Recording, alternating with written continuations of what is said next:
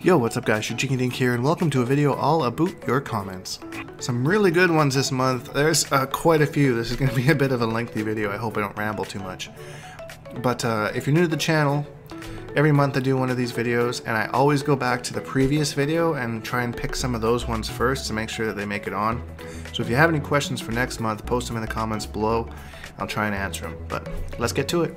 First one is from Steve Martin. He says, "Hey Dink, love your stuff, man." Thank you, appreciate that. "I live in South Florida and I think I want to go to a tournament to see what it's like. I'm too busy to seriously get into competing, although I would love to, but I play enough that I'm certainly not the worst player out there. I'm going to attend CEO this year since it's relatively close. Is it worth entering for the experience, knowing I'm not good enough to compete with the top players? And if so, do you have any tips to make sure my experience is enjoyable?" Always love seeing these questions because I love it when people, once you take that step from going online into the offline scene, you'll never look back, man. It's such a cool experience, just everything. No matter how well you do in the event, doesn't matter. If you're going there, I would definitely say yes. Compete and see. It's so different competing in person than it is online. Like being next to somebody, like even down to like the handshake before the game and like handshake after the game or whatever, and just like people watching you and stuff like that. Like it's kind of nerve-wracking, but like I don't know, I find it exciting personally. Like I think I play way better offline than I do online. No idea why. Yeah, it's just going there and being part of the experience. I definitely recommend, if you do go, make sure you watch the finals. Like the top 8 finals is always the best. Everyone's hype, people are yelling, they're cheering. It's just a good time, man. And then there's lots of cool stuff around there too. If you have any extra cash, you know, you can buy some hats or stuffed animals, or maybe a backpack, or maybe a fight stick, depending what your budget is. There's lots of stuff that you know, you'd see that you might not be able to get otherwise, or would be kind of a pain to get otherwise. And it's just, shopping's kind of fun there too. I do a lot of that. Get lots of always get a souvenir for my son whenever I go away. So just overall, the experience is definitely worth it in and of itself. Hey there Dink, love all your vids and your content. My questions are, do you already have an idea to which character you'll main next year for MK11 if Quan doesn't return? Also, will you be going to tournaments next year? Thumbs up." That's Matthew Evans? MK11, if Quan's not there, I don't know who I would main, to be honest. I'd have to see the roster first. I do know that if Li Mei makes it and Quan Chi doesn't, then she's my #1 main. She was my very first main in a fighting game. Well, technically Baraka was, like back in Mortal Kombat 2, but I wasn't really playing competitively. The first character that I played competitively was Li Mei. So, you know, you never forget your first kind of deal. So, yeah, I'd go back to her and main her. But outside of that, I'd have to see the roster and see who makes it to actually pick like an actual main. If you could add a guest character from Star Wars to Injustice 2, who would it be? I would personally pick General Grievous. Ooh, that's a good one. I feel like he'd be OP though. That's a tough one. I mean, Boba Fett was always one of my favorite characters. So, but he's in everything, so it's kind of hard. I don't know. Like, I think if it was like the old series, it'd go like Boba Fett. If it was like the first 3 movies, I think Qui-Gon Jinn would fit in quite perfectly with the whole DC universe heroes thing.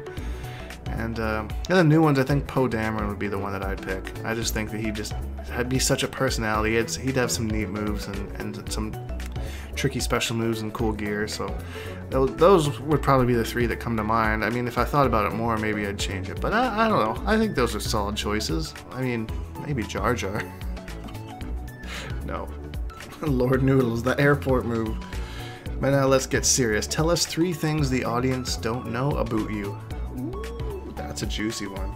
I guess the first one is I've finally started respecting the green.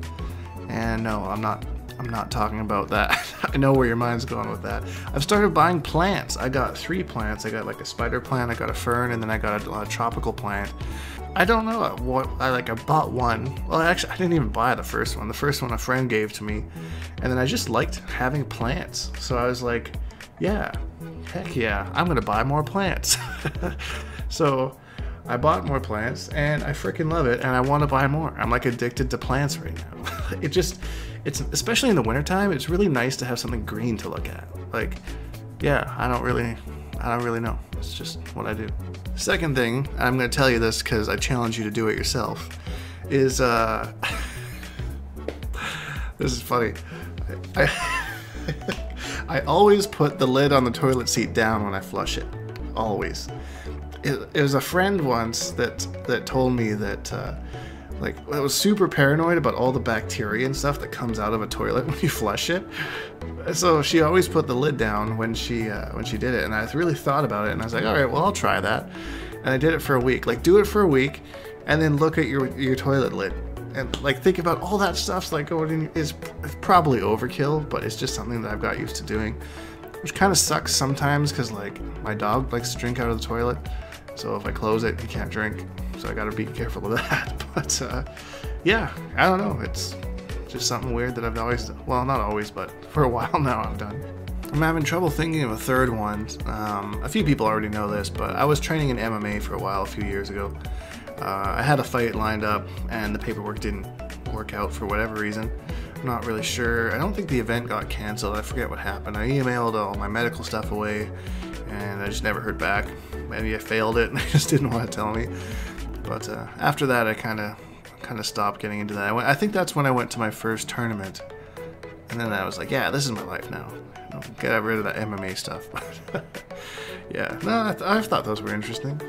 I think, I don't know, I'm a boring guy. Just an old guy that plays video games. I want to organize a kid's 6 to 12-year-old Injustice 2 tournament, seeing as how they react when they come to my barbershop to get their hair cut. Do you have any advice and or could you point me in the right direction as how to plan and coordinate? Thank you for your value. Hashtag salute. First off, you must have the coolest barbershop in the world if you have Injustice 2 there. And I was so excited to see that you wanted to have a tournament with kids. That's like such a cool thing to do. One thing that I would do is coordinate it in advance. Like, give as much notice as you can, probably like a month and a half, something like that.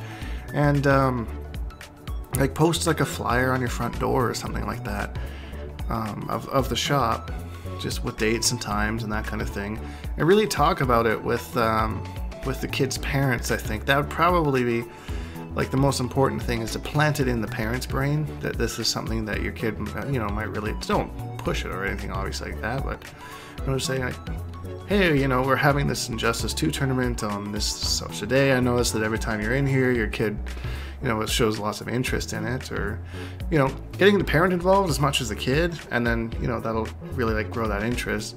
Maybe making it like a, I don't know if it was like an annual thing or like a biannual thing or something that's kind of, you know, repetitive or something like that, so that people can get used to that idea that this is something that happens here, and the kids start to look forward to it, you know, even if maybe they don't play the game regularly, or maybe they'll be more, you know, more, I don't know, like pushed to play the game more and become better, or like they'll find out about it and they're like, yeah, I gotta go home and train, and then they'll be playing the game more, and then they'll have more stuff to talk about when they come in, and then they'll make sure that they'll come back to you for their haircuts because they'll remember that. So that's really exciting, man. You'll have to let me know how that goes. I hope you see this. I really hope you do. Off topic, but could you do a video on or answer this in your monthly Q&A vid? That's what I'm doing, man. What will NRS add to Injustice 2 now that all fighter packs are out? Will they add new characters, skins, gear, game modes, etc., or will they just focus on MK11? If I know NRS, and I do, this is probably it for the game. There will be no more DLC, there will be no more gear packs, anything like that. I'm honestly doubting that there's even a Injustice 2 Pro Series Season 2. Every time when they put out these Legendary Edition, Complete Edition, this edition, that usually signifies the end of the game's life. They'll probably continue to put out some more pop bonuses and stuff for the games, but as far as like adding new content, anything like that, I really just don't see that coming to fruition.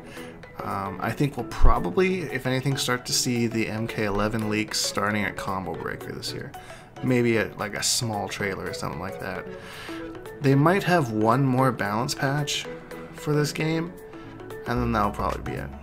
Unfortunately, it's just, that's my opinion. I could be wrong, I hope I am, but that's from what they've done in the past. I think that's more than likely what we're ready to see. Love your vids, man. Question, are you friends with any of the big names out there like Sonic or anyone? I wouldn't really say I'm friends with those guys. Like, I know them and they know me. Like, at this point I've been around so long, everybody knows my name, but I'm just too busy to really like socialize that much with those guys. I mean, I have the students that I teach and the Bonehawks, and then I have my clan, STB, that I run on the side. And, you know, now that there's so much business involved in all this, a lot of the time that I just don't want to talk to these guys, you know?